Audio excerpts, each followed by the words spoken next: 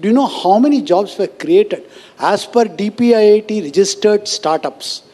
And President Kovind had quoted this number of 6 lakh jobs were created by DPIIT registered startup. I would presume that most of the startups don't register with DPIIT. It will be at least 12 lakhs jobs would have been created.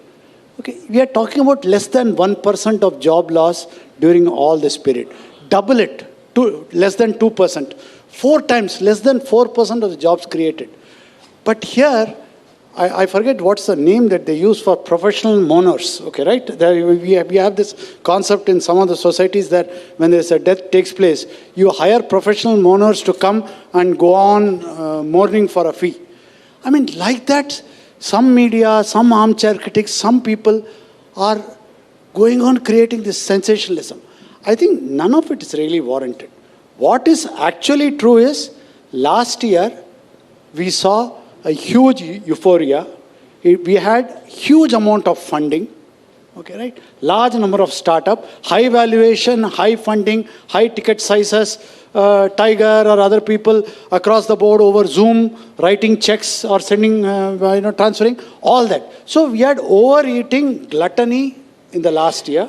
So compared to that, this looks like real deep winter. Again, to quote from P.B. Shelley, Ode to West Wind, when winter comes, can spring be far behind? Okay, right? So the thing will take place. Obviously, what it means is that there is a challenge for companies which are in a Trishanku stage. That means if you are a company that was planning to raise capital in the January to now, January to July or January to September, if you are running out of money and last 2 years was planned on closing the funding there, because of the sudden drop in the velocity, in the valuation, and people taking a pause, you will be in trouble. Minus for those companies, there is nothing that has changed.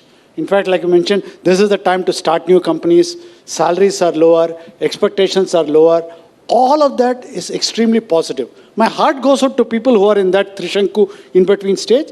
They will have to do deep cuts and things to come out of it. I'll also add one more thing. One of the things that I have seen in even earlier cycles is, like last year, whenever there's huge valuations, big checks, sudden this one comes, over Zoom calls funding comes, they come from crossover funds typically. Funds typically that have a public market exposure and a private market exposure. Now these crossover funds, when the public markets goes down as it has happened, in order to balance out, their private investments also suffer. So this is a collateral damage. Again, I know this does not satisfy the people who are caught in the Trishanku. They are in trouble, but it's a collateral. This will go away. Otherwise, the hardcore venture capital funds, they have raised huge amount of money. Where are they going to deploy? They are going to deploy here only. They have to deploy in startup. They can't go to public markets. They can't put it in fixed deposit. That money has raised there sitting down. So wait for 2 months, 3 months. But talk sensibly.